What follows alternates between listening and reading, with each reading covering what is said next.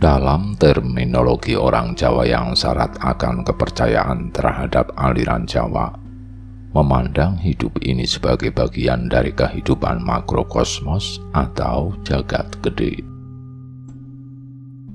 Sehingga manusia Jawa dalam berkolavensi dengan kehidupannya selalu berdasar akan kepercayaan mereka terhadap nasib atau kabegjan. Leluhur mereka maupun beragam pernak-pernik tata cara dalam menyembah Tuhan, selamatan, kenduren, dan lagu spiritual. Dalam kesehariannya, hidup masyarakat Jawa selalu memaknai apa yang ditunjukkan atau disimbolkan oleh alam sebagai makrokosmos,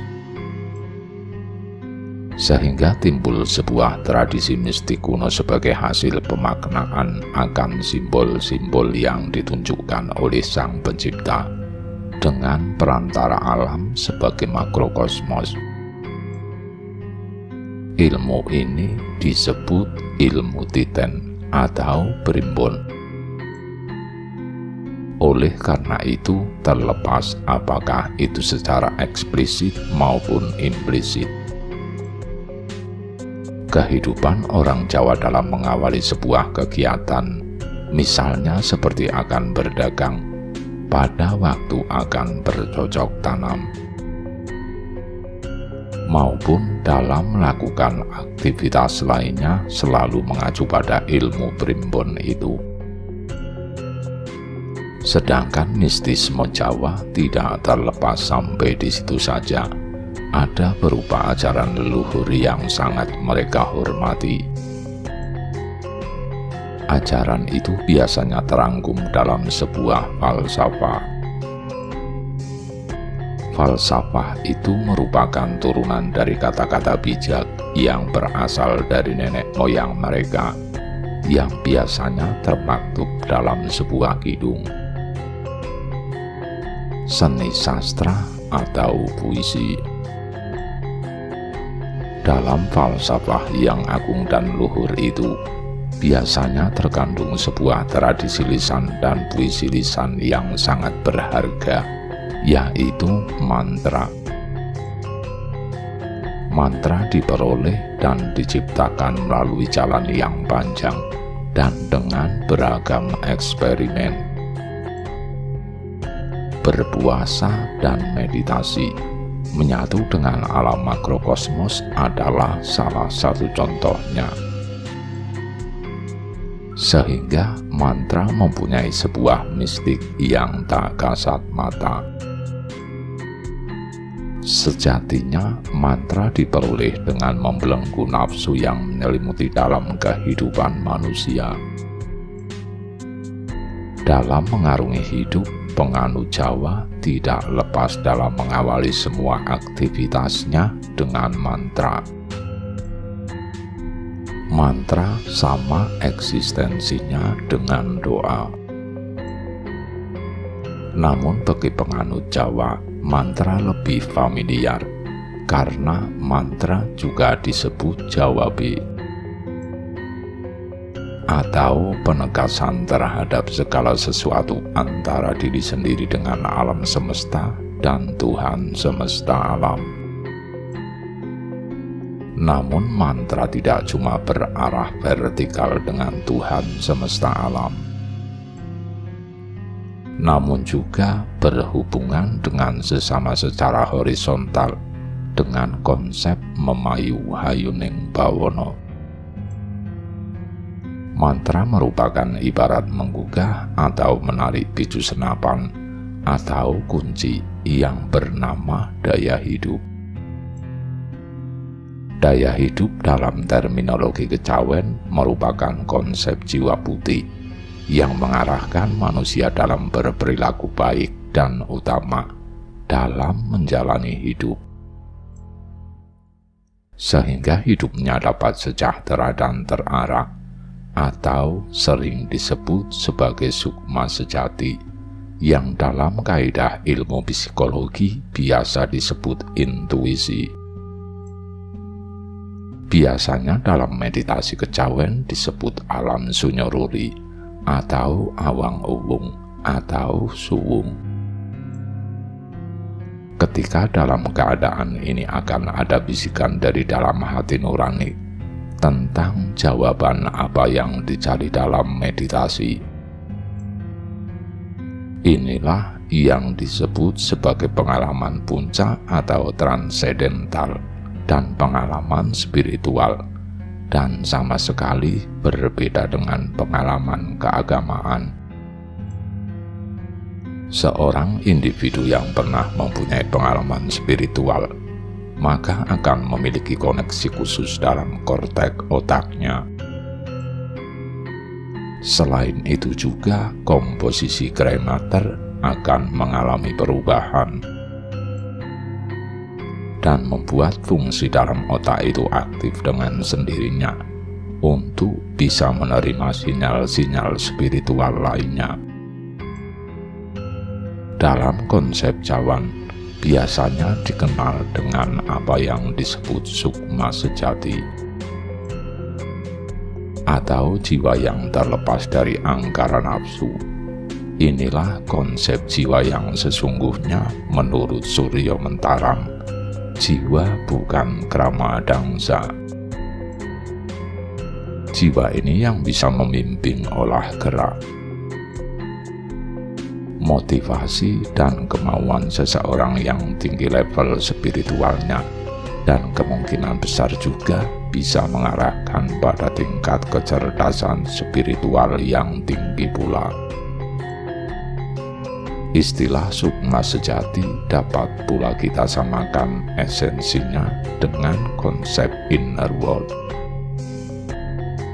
Misalnya, individu dengan inner world dianggap dapat menggambarkan suatu prediksi dan pembelajaran dalam mengetahui fenomena baru, sehingga kualitas dan tahapan seorang individu dalam pembelajaran akan meningkat. Dengan melakukan simulasi prediksi variabel dan mengkalibrasikan dengan akumulasi pengalaman, dan tidak melulu melalui trial dan error dan learning by doing. Individu menjadi lebih waspada dan selalu memperoleh suatu insight dalam setiap usahanya dalam mencari jawaban dari setiap pertanyaan dan fenomena yang baru dan belum terjelaskan dengan gamblang. Melalui point of view ini dapat ditarik konsep yang sama dengan salah satu falsafah arif dari leluhur Jawa, yaitu sikap untuk ora gumunan, ora kagetan, dan ora penginan terhadap segala sesuatu yang terjadi di sekitarnya. Begitulah individu yang mengerti kaidah mengenai sukma sejati akan berperilaku tenang, stabil, berdaya guna dan selaras dengan pergerakan alam. Individu akan mencapai titik puncak akan kejelasan ilmu pengetahuan dan kebijaksanaan. Paparan di atas akan lebih jelas jika dilakukan penalaran, yaitu dalam kaidah budaya Jawa dan seluk-beluk mengenai pengenalan dan pemahaman akan sukma sejati. Dapat dibuka jika menekuni mantra dan mengaplikasikan dalam keseharian. Berarti dengan memahami mantra dan hakikatnya terlebih dahulu, dapat mengenalkan sukma sejati dan membuka tabir yang menutupinya. Setelah itu, orang yang dapat menyatu dengan sukma sejatinya, maka jiwanya siap untuk mendapat pencerahan, ilmu pengetahuan utama, dan kebijaksanaan. Dalam membaca mantra, penganut kepercayaan akan mengheningkan cipta dan mengatur seni pernafasan, menyelaraskan dengan alam fisik maupun non-fisik, dan memaknai bahwa dirinya atau jagat alit adalah bagian dari makrokosmos atau jagat gede. Mantra sangatlah penting dalam kehidupan memayu-hayuning bawana masyarakat Jawa. Akhir-akhir ini penerus kearifan lokal semakin sedikit dan berkurang. Pemahaman dan pemaknaan tentang mantra sebagai warisan budaya yang bernilai tinggi mulai terdistorsi, dan tidak jarang pula mengalami pergantian makna yang salah dan negatif. Inilah yang membuat tertarik untuk meneliti makna puja mantra. Tujuan penelitian ini selain untuk membuat pandangan makna mengenai mantra, juga untuk menciptakan suatu tataran manusia dengan tingkat kecerdasan spiritual dan kesadaran spiritual yang lebih maju dan toleran, tidak terbelenggu oleh dogma-dogma dari luar yang cenderung membatasi keduanya. Bagaimanakah makna mantra terhadap kehidupan relasi kesadaran bagi penganut kepercayaan Jawa?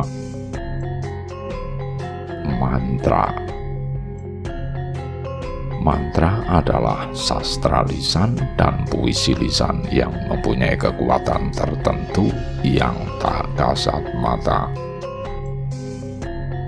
Mantra merupakan sifat kandel yang berwujud maya bagi kalangan penganut kepercayaan Jawa. Selain itu, mantra juga mengandung kekuatan gaib dan banyak ragam jenis mantra dalam kaidah hidup orang Jawa. Mantra pengasihan, gendam atau hipnotis untuk bekerja dalam urusannya mencari rezeki, mantra dalam perjalanan, dan mantra untuk kesadaran kepada Tuhan semesta alam. Mantra yang terakhir sangat mistis dan jarang diketahui oleh kebanyakan orang, yaitu bernama Sastra Jendra Hayuningrat Pangruwating Diu, yang berarti ilmu sastra lisan yang berguna untuk memperbaiki segala jenis sifat angkara murka dalam hidup manusia. Jenis mantra ini boleh dibilang sebagai mantra yang sinengker, wingit, dan sangat rahasia. Hakikat Sastra Jendra adalah mantra yang ditujukan untuk meraih relasi kesadaran dengan Sang Maha Pencipta, atau dalam kaidah kepercayaan Jawa disebut manunggaling kawula Gusti. Selain itu, Sastra Jendra juga sebagai mantra sakti warisan dari para dewata yang sanggup dipelajari oleh manusia karena ketekunan manusia itu dalam menahan diri, hawa nafsu, dan gejolak emosi, sehingga manusia itu memperoleh suatu kelebihan dalam konsep relasi transendensi dengan Sang Pencipta, yang dimanifestasikan dalam perilakunya yang utama dan bijaksana. Mantra merupakan salah satu bentuk pencapaian dalam lagu spiritual yang biasanya berupa karya sastra dan syair atau kidung.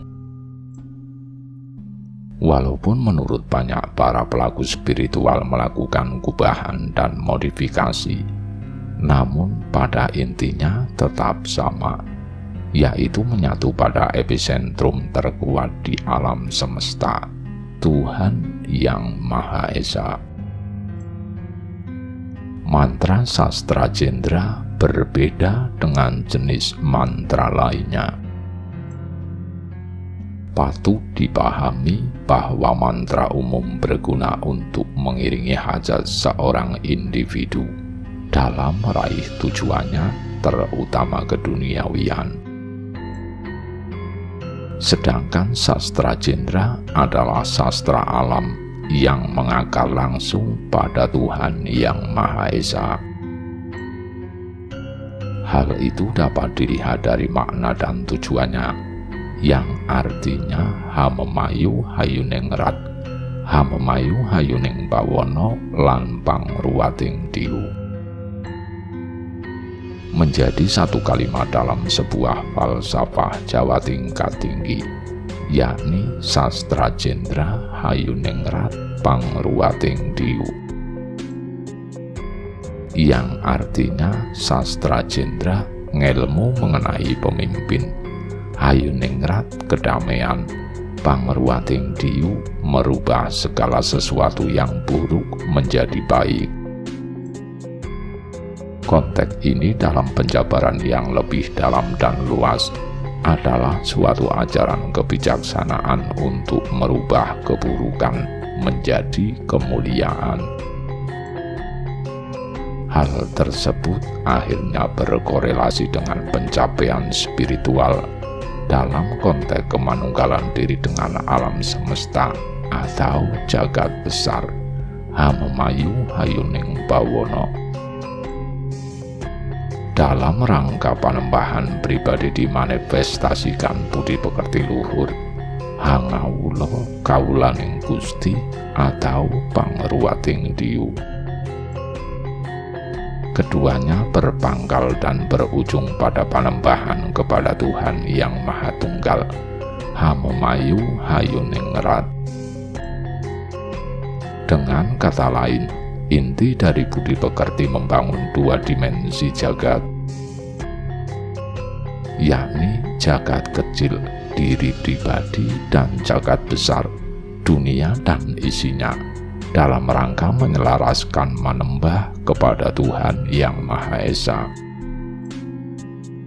Inti dari mantra adalah penyelarasan batin dengan Sang Pencipta, ora ngarani lan ora milih.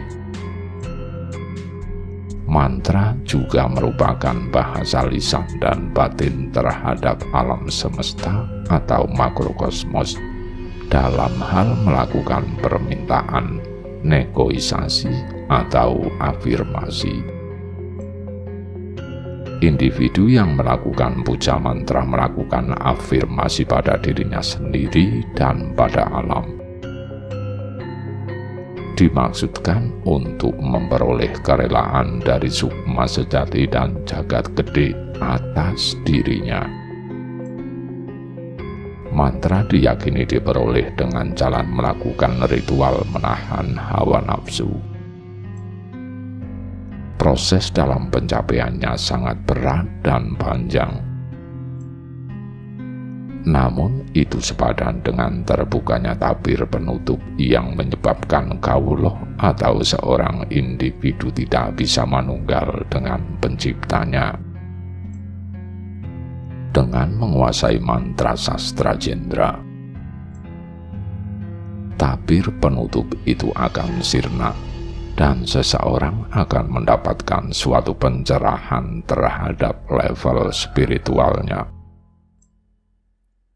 terhadap hubungannya dengan sesama, baik fisik maupun batin, dan hubungan terhadap Sang Pencipta. Mantra sejatinya berperan penting sebagai jalan spiritual seorang individu dalam bertemu Sang Pencipta. Namun dalam perjalanannya, mantra dapat juga beralih fungsi, tergantung oleh siapa yang memakainya. Mantra sastra Jendra hayuningrat pangruwating diu sejatinya merupakan penyatuan dan manifestasi antara mind dan behave manusia dalam kehidupan sehari-hari. Mengucapkan dan menghayatinya akan membuat seorang individu berperilaku utama, mencapai keutamaan dalam berperilaku dan berpikir. tepat seperti apa yang kaum Epikurian dan Stoik paparkan dalam mazhabnya. Mantra tidak lebih sebagai hasil lokal wisdom dari para leluhur, yang berarti adalah manifestasi seni literatur, seni berbahasa, dan seni dalam mencapai kondisi mental sehat dan stabil, yang digodok dengan paham empirisme dan rasionalisme melalui eksperimen dan ilmu titen dari abad ke abad. Mantra menuntut keserasian antara fungsi kognitif dan fungsi emosional seseorang. Dengan menyatunya kedua fungsi tersebut, maka perilaku manusia menjadi terkontrol dan stabil, tentunya dalam kondisi emosi dan kognitif. Secara spesifik, mantra tidak dibakukan oleh penemunya mengenai aspek dan unsur pembentuk mantra tersebut. Namun, jika mantra dikelompokkan ke dalam literatur magis hasil budaya manusia, maka aspek mantra dapat dirumuskan sebagai berikut. 1. Struktur bahasa. 2. Pemaknaan atau semantik. 3. Kekuatan yang terkandung. Kecerdasan spiritual adalah modal memaknai hidup. Kebermaknaan hidup adalah sebuah motivasi internal yang kuat untuk melakukan kegiatan yang berguna dan mempunyai arah. Hidup yang bermakna adalah hidup yang terus memberi manfaat pada diri sendiri dan orang lain. Sejalan dengan hal itu, makna relasi kesadaran manusia Jawa dimanifestasikan dalam makna sangkan paraning dumadi, yang maknanya adalah hidup itu hanyalah sekedar soko atau dari mana asal dan moro atau mau kemana tujuannya, di mana waktu antara asal dan tujuan itu digunakan semaksimal mungkin untuk berguna dengan sesama, sehingga dumadi nantinya tidak tersesat dan lupa jalan pulang. Modal spiritual ini juga memberikan perasaan hidup yang komplit. Inilah yang disebut pengalaman puncak, yaitu perasaan yang muncul karena kedekatan dengan Sang Pencipta. Lebih lanjut lagi, sebuah kesadaran spiritual hanya dapat diraih ketika seseorang mencapai pengalaman puncak dan memahami segala bentuk, jenis maupun sesuatunya itu sama dan berakhir di titik yang setara. Sedangkan istilah memayuhayoning bawono lebih ke arah manusia yang memelihara dan saling menghormati lingkungan fisik, yaitu berinteraksi dengan sesamanya dan lingkungan yang nampak. Dalam kaitannya dengan kesadaran spiritual dan lingkungan yang tidak nampak, misalnya agama, kearifan lokal, dan kehidupan yang berdimensi lain dengan kehidupan kita. Kecerdasan spiritual adalah kecerdasan yang bertumpu pada bagian dalam diri kita, yang berhubungan dengan kearifan di luar ego atau jiwa sadar. Hal tersebut sejalan dengan konsep motivasi internal dari teori determinasi diri. Jika dirunut lagi, konsep jiwa menurut Surya Mentaram terdiri dari jiwa kramadangsa dan jiwa bukan kramadangsa. Jiwa kramadangsa adalah jiwa yang konsepnya aku yang bukan aku, atau aku yang berkeinginan, yang mempunyai rasa karep. Sedangkan jiwa bukan kramadangsa adalah aku yang aku, atau aku sejati tanpa rasa ingin, kareping rasa. Surya Mentara mengkaji kawruh jiwanya ke arah kecerdasan spiritual yang berkonsep atau bertumpu pada sesuatu yang di dalam kita, namun di luar jiwa sadar atau kramadangsa. Berbijak dari konsep tersebut, masyarakat Jawa cenderung membentuk budayanya ke arah spiritual kapital, di mana seluruh budidaya masyarakat diarahkan kepada aspek hidup yang berhubungan dengan spiritualitas. Dengan tata cara manusia Jawa untuk tetap menyatu dan harmonis dengan alam, hal ini akan menjadi menarik ketika dikaitkan dengan pandangan Erich Fromm mengenai human dilemma, bahwa manusia terlahir dengan segala kelebihannya dan kesempurnaannya sebagai makhluk yang paling pandai di muka bumi ini. Dan hal itu yang membuatnya tercerai-berai dari kesatuan dengan alam. Manusia dengan segala kelebihan, akal, logika, dan kemampuan adaptasi yang hebat, dan bahkan bisa memanipulasi alam untuk kebutuhan dari manusia itu sendiri. Hal itu membuat manusia sombong dan lupa akan keberadaannya. Keadaan ini disebut dilema manusia atau human dilemma. Manusia mengalami ini karena menyadari bahwa mereka telah terpisah dengan alam, dan menyadari mereka menjadi makhluk terasing, dan menyadari pula bahwa sewaktu-waktu alam bisa membinasakan semua rencana dan materi yang mereka punyai. Perasaan dan keadaan alienasi atau keterasingan ini ada dalam setiap individu, yang menyebabkan munculnya masalah dikotomi eksistensial. Apakah mantra berpengaruh terhadap relasi transendental bagi para penganutnya? Dan apa makna terhadap pemujaan mantra? Maka penelitian kualitatif lebih mengutamakan tentang penggalian makna dari suatu fenomena, melakukan pendekatan analisis logika, induktif, deduktif, dan analisa tematik atau ideografis. Fungsi mantra.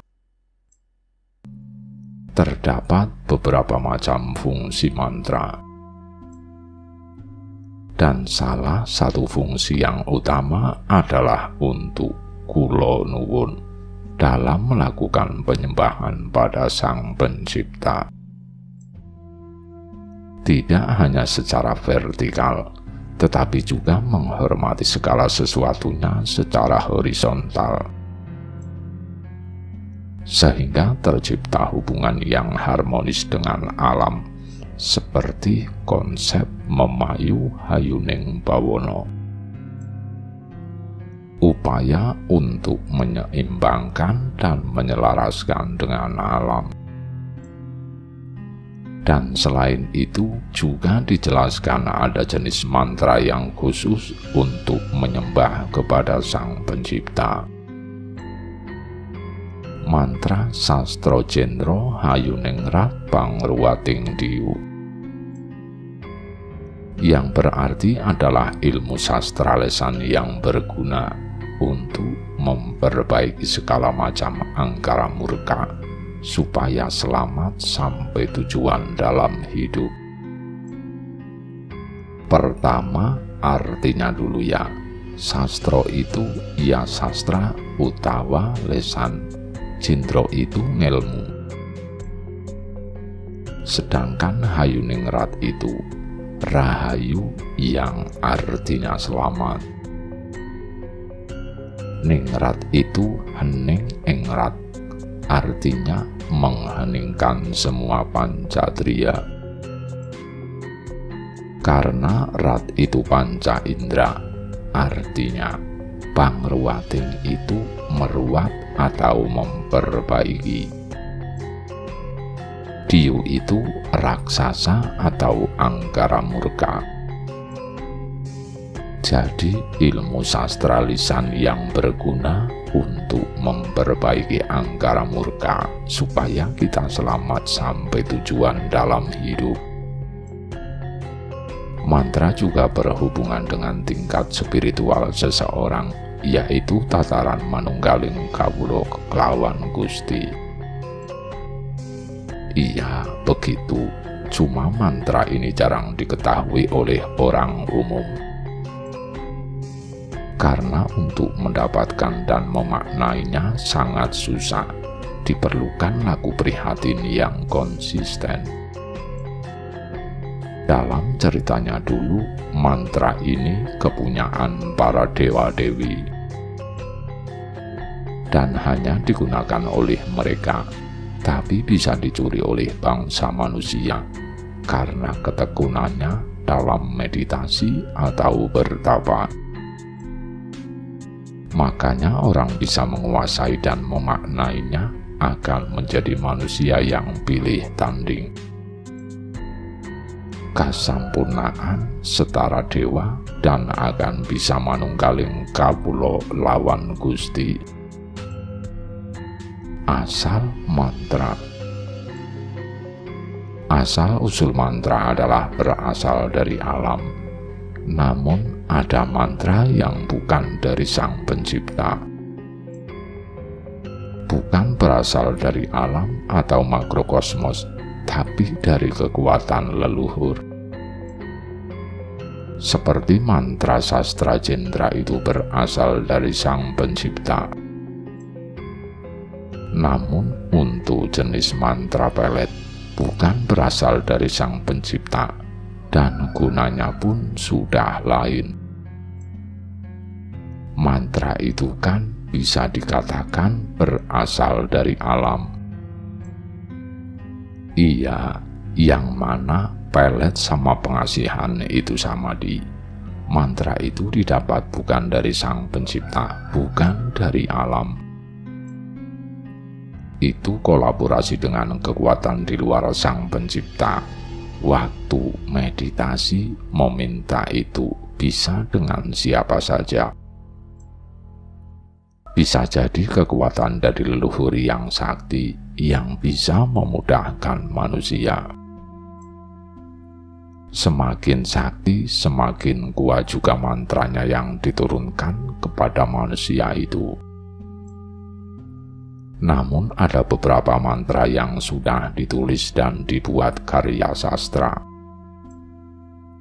Seperti tembang mocopat dan kidungan, ada juga yang ditulis di batu.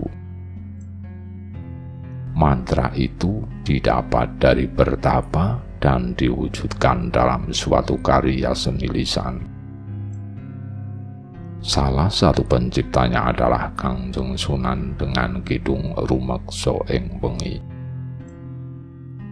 Tapi sebagian besar mantra sudah dirubah pada zaman Wali Songo dengan kata-kata dan bahasa Arab, sehingga sebagian besar daya magis dan mistisnya semakin berkurang. Dan itu masih menimbulkan polemik sampai zaman sekarang. Nah, itu lumayan banyak. Selain itu juga masih ada dalam kayu, daun lontar, dan watu.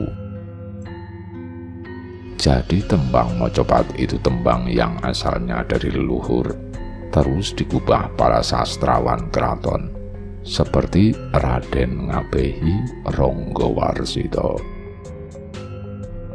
Yang intinya adalah gambaran perjalanan hidup manusia yang dimulai dari micil, itu wijil, artinya keluar, lahir begitu. Terus sinom, artinya yang masih muda.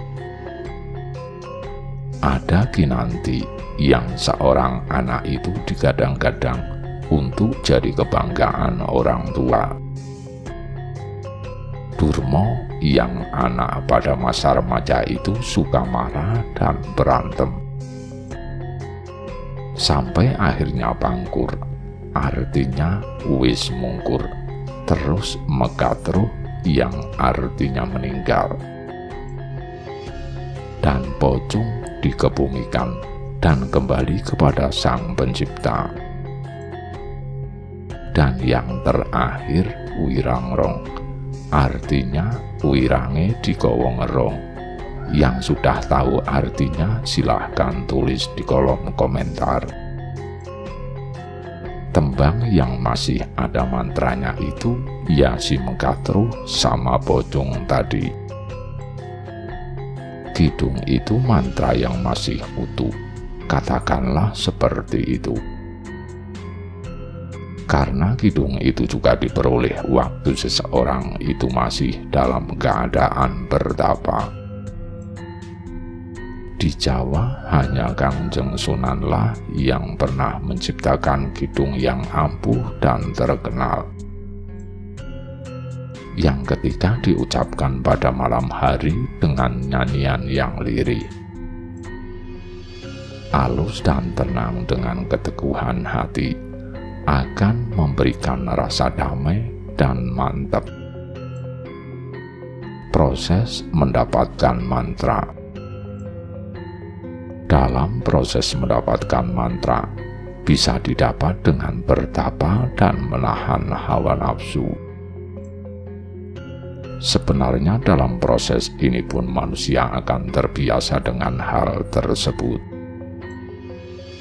Dan ketika memperoleh mantra atau pencerahan, manusia itu bisa konsisten dalam mengendalikan laju hidupnya.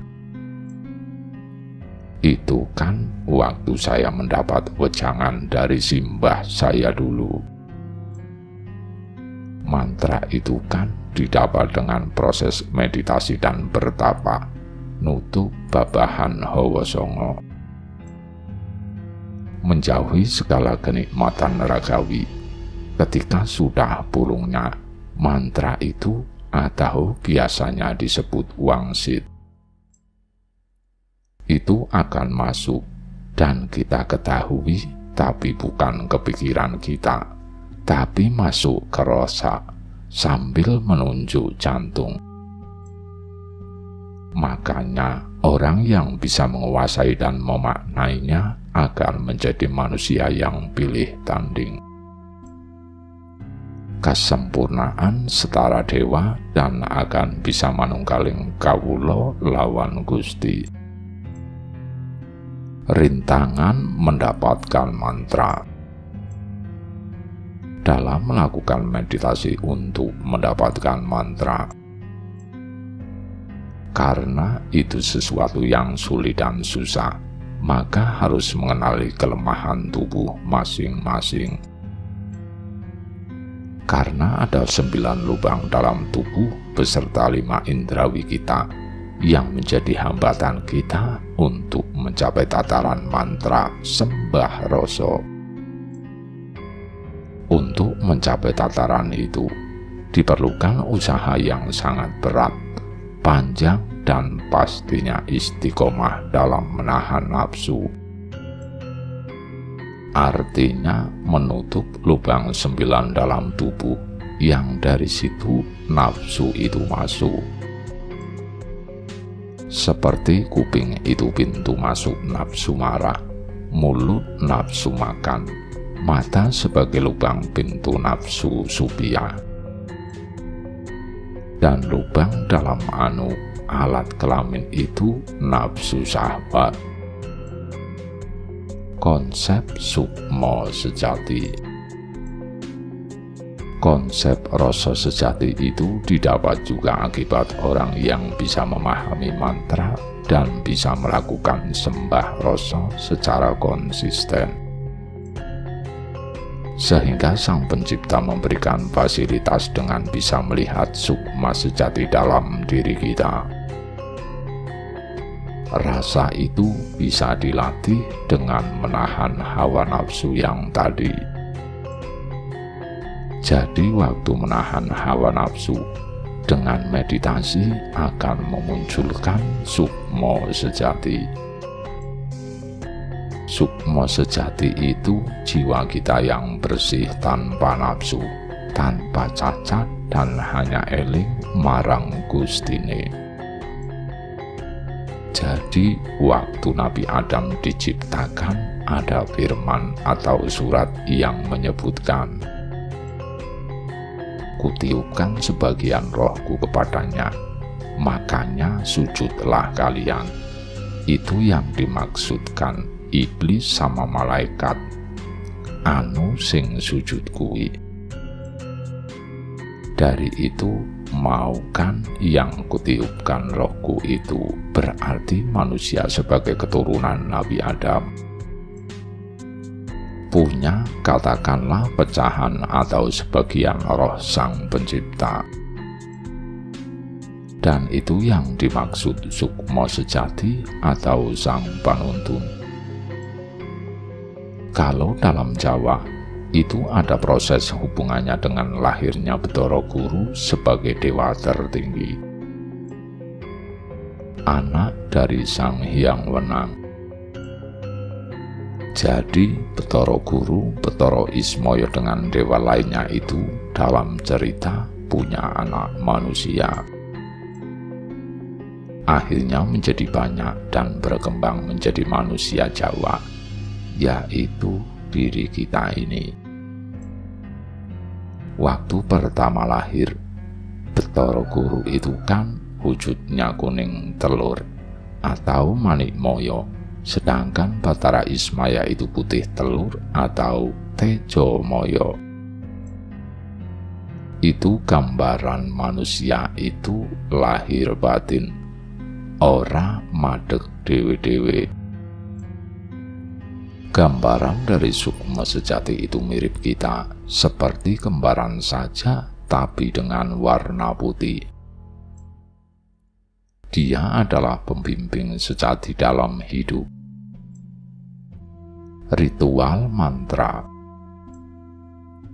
Dalam melakukan ritualnya, biasanya menggunakan perlengkapan seperti dupa, menyang, dan bunga. Sebenarnya itu bukan sesuatu yang baku, namun alangkah baiknya jika ada. Karena memahami ilmu Jawa tidak terlepas dari sebuah pandangan yang menjunjung tinggi akan hakikat.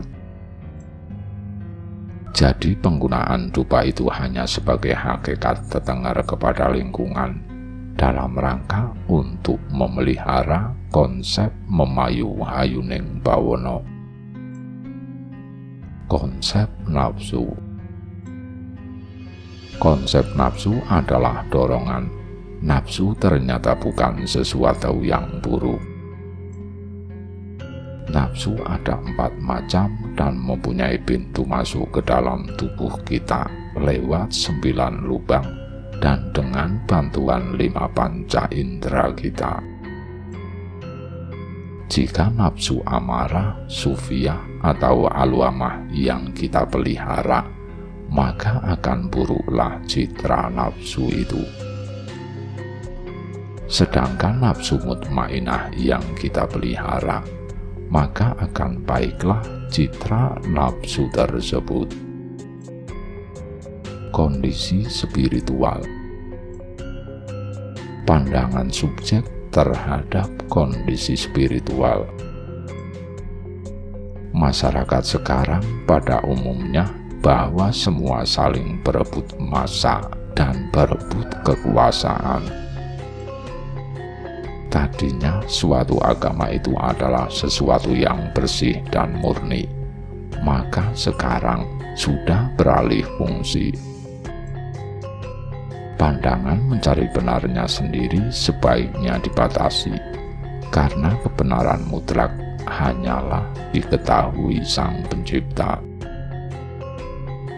Jika ingin mengetahui kebenaran yang hakiki, maka syaratnya harus bisa bertemu kepada Sang Pencipta.